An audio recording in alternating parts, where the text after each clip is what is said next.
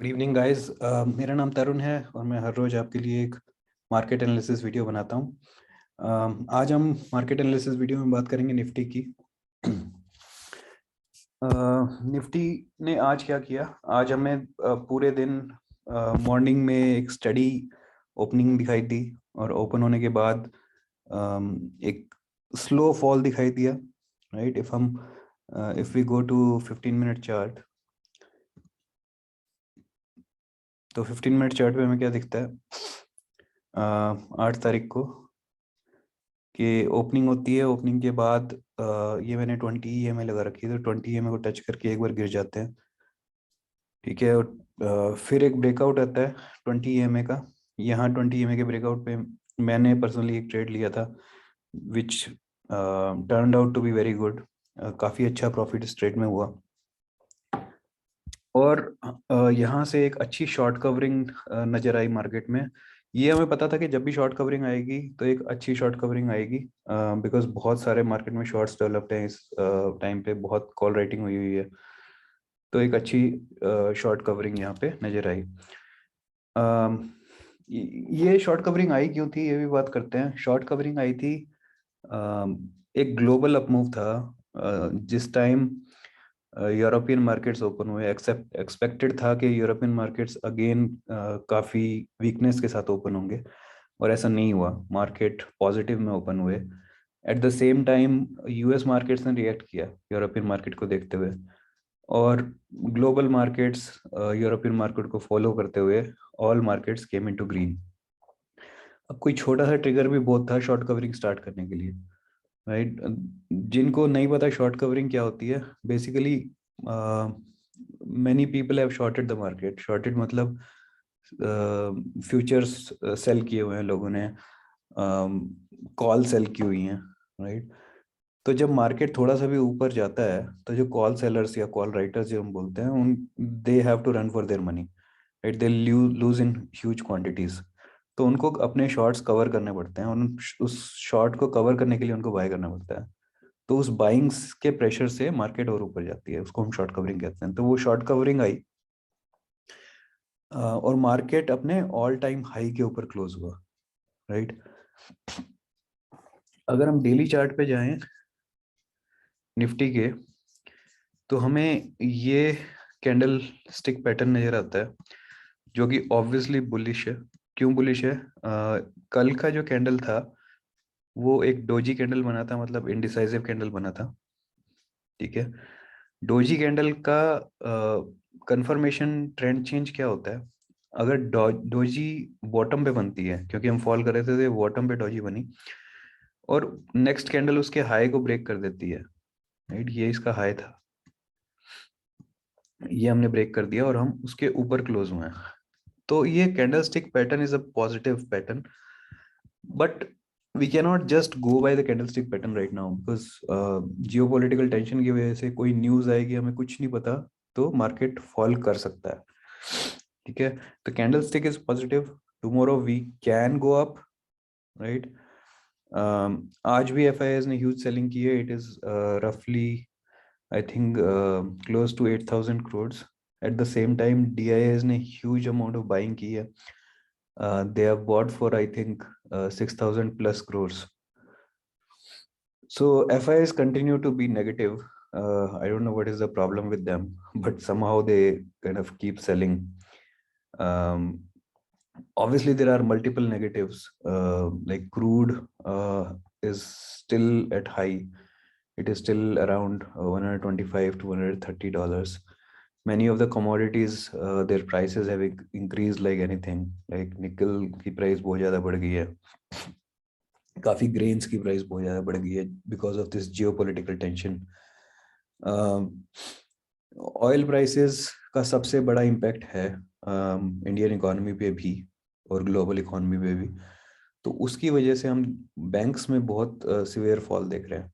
Right, तो वो जो ऑयल का क्रूड का रेट है, वो जब तक कूल डाउन नहीं हो जाता तब तक ये एक्सपेक्ट करना कि मार्केट में बहुत स्ट्रांग रैली हो जाएगी, वो सही नहीं होगा मेरे ख्याल से। राइट, होने को कुछ भी हो सकता है, कल मार्केट बहुत ऊपर खुल सकती है और ऊपर जा सकती है, लेकिन स्टॉक मार्केट में trading is a game of probability. तो हमें ट्रेड ये सोच के लेना है कि किस चीज की प्रोबेबिलिटी हाई है। ठीक है, तो देखते हैं एक बार कि क्या नजर आ रहा है। एक मैं और एक आपको एक तरीका बताऊंगा आज ट्रेड करने का।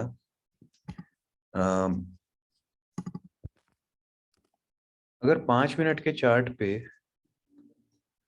मैं 1 मिनट के लिए ये ड्राइंग्स को थोड़ा डिलीट कर रहा हूँ।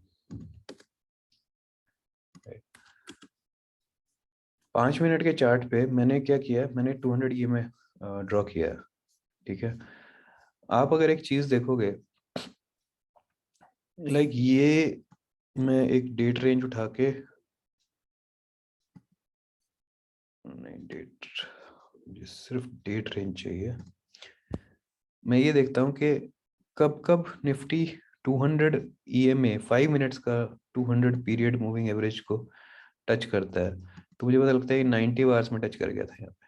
ठीक है, मैं बस ये एक बार देखना चाह रहा हूँ कि फिर ये यहाँ से अगर देखें तो ये 74 बार में टच कर गया था। ठीक है, उसके बाद अगर आप देखोगे तो ये यहाँ से यहाँ तक अराउंड 54 बार्स में टच कर गया था। कहने का मतलब क्या है कि 200 EMA को आप निफ्टी पे ट्रेड करने के लिए काफी अच्छी तरह से यूज कर सकते हो। ये 124 बार्स था इस बार का जो फॉल था।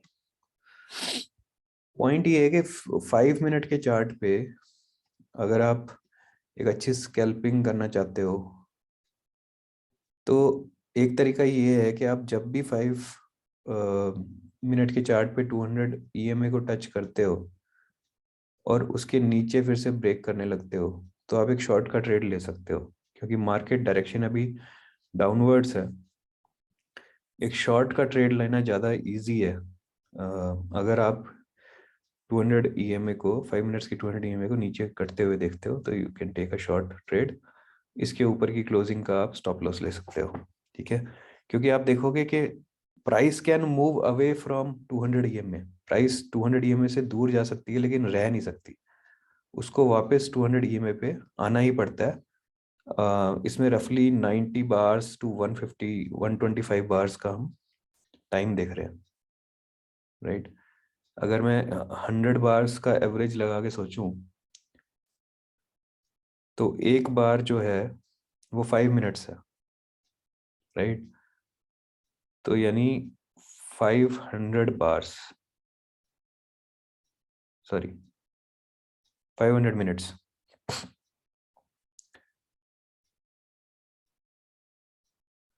मतलब 7-8 आवर्स के अंदर जो है एक बार ऐसा हो जाता है कि ये दोबारा से टच कर लेती है EMA को प्राइस। तो आप ये ट्रेड भी ले सकते हो कि प्राइस नीचे जा रही है 200 EMA को काट के तो एक शॉर्ट ट्रेड ले लो। ठीक है, आपका जैसे यहाँ पे आप ट्रेड लेते हो तो आपका एक, अगर मैं शॉर्ट पोजीशन इंडिकेटर लेके कहूँ कि इसको तोड़ के प्राइस नीचे आती है, आप यहाँ पे ट्रेड लेते हो। आप इस प्राइस इसके ऊपर, सॉरी, यहाँ पे ट्रेड लेते हो और इसके ऊपर आपका यहाँ पे स्टॉप लॉस रहेगा और 1:2 का आप टारगेट ले सकते हो।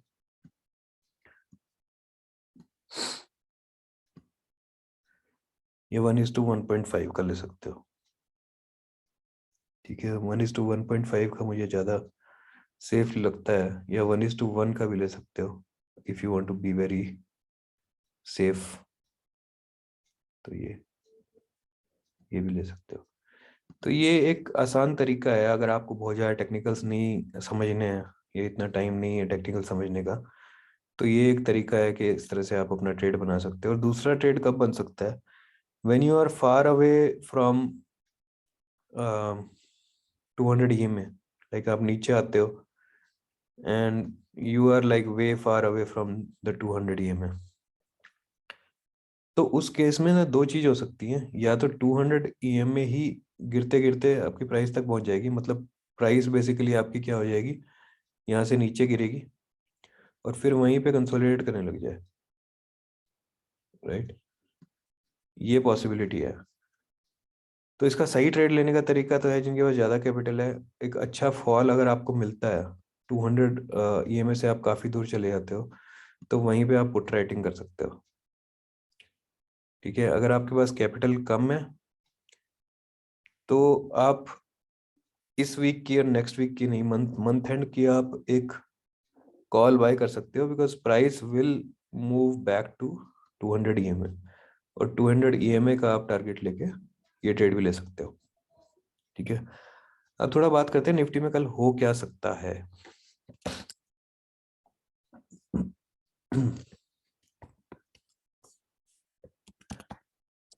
तो निफ्टी में अगर मैं आपको एक दो चीज़ें और दिखाता हूँ। दो चैनल मैंने आइडेंटिफाई किए हैं। ये बेसिकली वैल्यू प्राइस एरियाज है जिसके अंदर निफ्टी ऑपरेट कर रहा है। ठीक है, मैं डेली चार्ट पे चलता हूँ और डेली चार्ट पे थोड़ा एक्सपेंड करते हैं इसको। ठीक है, तो ये दो चैनल्स हैं, वैल्यू प्राइस एरियाज हैं जिसके अंदर निफ्टी ट्रेवर्स कर रहा है। पहले हमारा एक ये वैल्यू प्राइस एरिया था जिसके अंदर निफ्टी ट्रेवर्स कर रहा था 2021 में। ठीक है, इसका ब्रेकआउट आया था चैनल का, और ब्रेकआउट के बाद तेजी देखो क्या जबरदस्त तेजी आई थी। उसके बाद हम इस चैनल में ट्रेवल करने लगे, और अब हम इस चैनल के, आज हमने इस चैनल का लोवेस्ट टच किया। ये चैनल बनाई कैसे?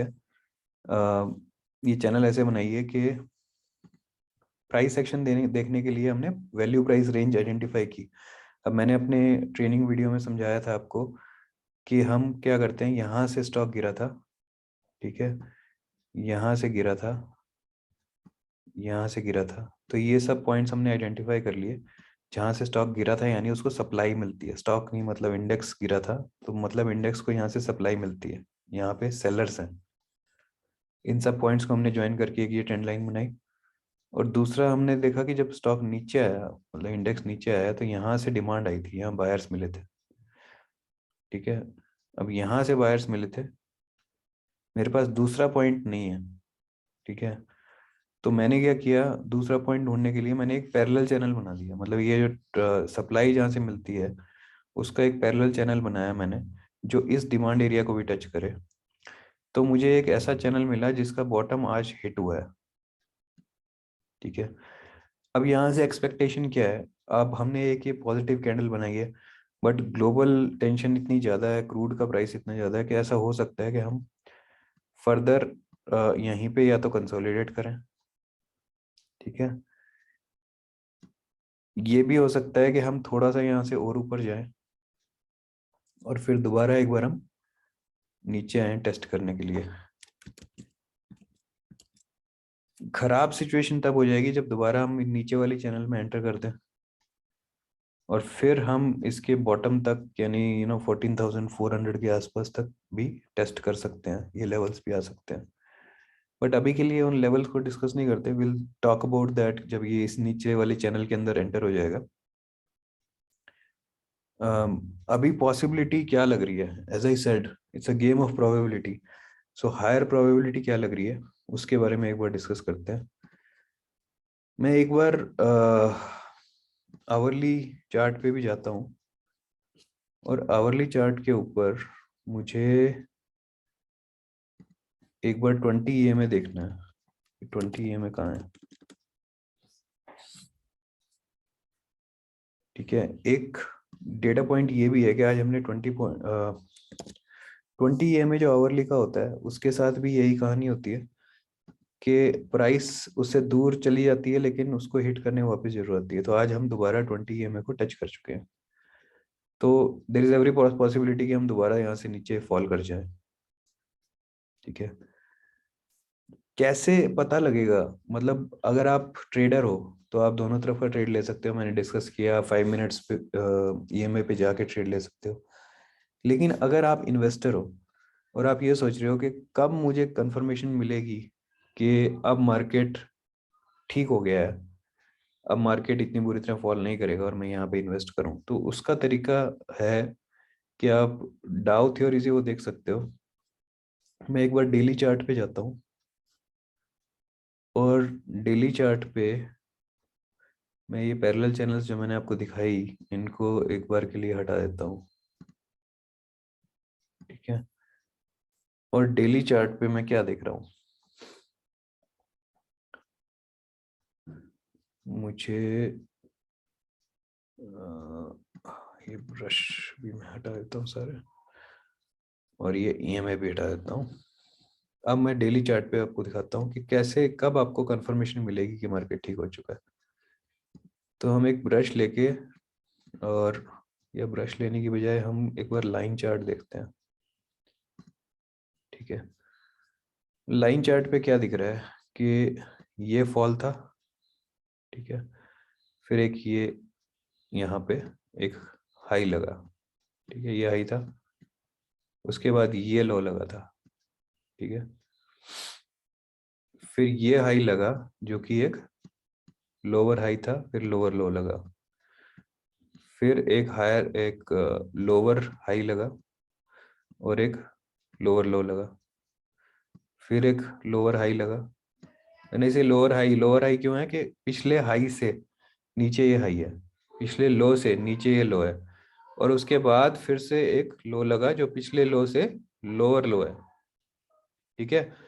तो अभी हम क्या कर रहे हैं, अभी हम लोअर लोज और लोअर हाइज बना रहे हैं। और जो इन्वेस्टर्स हैं उनको ये ध्यान रखना है कि ट्रेंड रिवर्सल आपको चार्ट पे तब पता लगेगा, कब पता लगेगा, मान लो कि ये अब ऐसे मूव करता है, हम 16 to 60 16 to 70 पे जाते हैं, यहाँ पे एक और लोअर हाई हमारा लगता है कहीं, ठीक है, एक पॉसिबिलिटी ये है। फिर हम वहां से गिरते हैं और या तो हम सेम लो बना देते हैं, जो ये लो था सेम लो बना के यहाँ से ऊपर उठते हैं। एक पॉसिबिलिटी ये है, ट्रेंड रिवर्सल यहाँ पे आपको मिल जाएगा। अगर ऐसा होता है तो आपको क्या करना है, आपको ये जब सेम लो लगेगा और ऊपर प्राइस जाएगी, तो एक लो प्रोबेबिलिटी इन्वेस्टमेंट आप यहाँ पे स्टार्ट कर सकते हो, ठीक है। लेकिन यहाँ बहुत सॉलिड कंफर्मेशन नहीं, कंफर्मेशन कब आएगी, जब एक हम हायर हाई भी बना दें, यानी इस हाई से ऊपर एक हाई भी बना दें, वहां से हम थोड़ा रिट्रेस होके फिर ऊपर जाए। तो ये हाई भी जब आपको मिल जाए, ये हायर हाई हायर लो और हायर हाई मिल जाए, तो आप सोच सकते हो कि now I can buy in what ever stocks I like, because market ठीक हो गई है, ठीक है। गिरने को तो उसके बाद फिर से भी गिर सकती है, होने को कुछ भी हो सकता है, but this is how we will get to know कि मार्केट ठीक हो गई है। दूसरी पॉसिबिलिटी क्या है, दूसरी पॉसिबिलिटी ये भी हो सकती है कि अब हम थोड़ा ऊपर जाते हैं, ठीक है, ये एक अगेन एक लोअर हाई बनाते हैं, इसके बाद हम फॉल करते हैं, लेकिन हम यहाँ तक नहीं आते, एक लोअर एक हायर लो बना देते हैं, ठीक है। तो यहाँ से आपको पता लगेगा, इंडिकेशन मिलेगी कि अब मार्केट ठीक होने वाला है शायद। फिर इसको ऊपर जाने दो और इस हाई से ऊपर का हाई बनाने दो, ठीक है, क्लोजिंग बेसिस पे, और वहां से करेक्शन आने दो हल्की सी, और ये वो लेवल होगा जहां आप अगेन इन्वेस्ट कर सकते हो, ठीक है। ऑलराइट गाइस, आई होप आपको ये एनालिसिस अच्छा लगा होगा, समझ में आया होगा कि कहाँ हम ट्रेड ले सकते हैं, कैसे हम ट्रेड ले सकते हैं, और कैसे हम इन्वेस्टमेंट डिसीजंस अपने बना सकते हैं, कब हम मार्केट में हेविली इन्वेस्ट करना फिर से स्टार्ट कर सकते हैं, ठीक है। एक और राय, आपका अगर पोर्टफोलियो है, आपको लगता है मार्केट नीचे चली जाएगी, मैंने अभी बताया 14,400 पे भी जा सकती है, लेकिन don't get out of the market. ये करेक्शंस कुछ महीने की होती हैं, उन कुछ महीनों के लिए आप लॉस बुक करो, इसकी कोई भी जरूरत नहीं है। Just stay invested. If you have more money to invest, I will keep telling you where to invest in different videos, आप उनको देख सकते हो। चैनल को सब्सक्राइब करो, मैं रोज आपको कुछ ऐसा कंटेंट देने की कोशिश करूंगा जिससे आपको अच्छा प्रॉफिट हो सकता है। A disclaimer here that I am not a SEBI registered analyst, so अपने फाइनेंशियल एडवाइजर की सलाह लेके ही आप ट्रेड लें। मेरे बताए हुए किसी टिप या कोई जो मैं बता रहा हूँ कोई टिप नहीं है, कोई कॉल नहीं है, ये सिर्फ लर्निंग पर्पस के लिए है। Please subscribe to the channel guys and like the video if you like. Thank you very much, bye.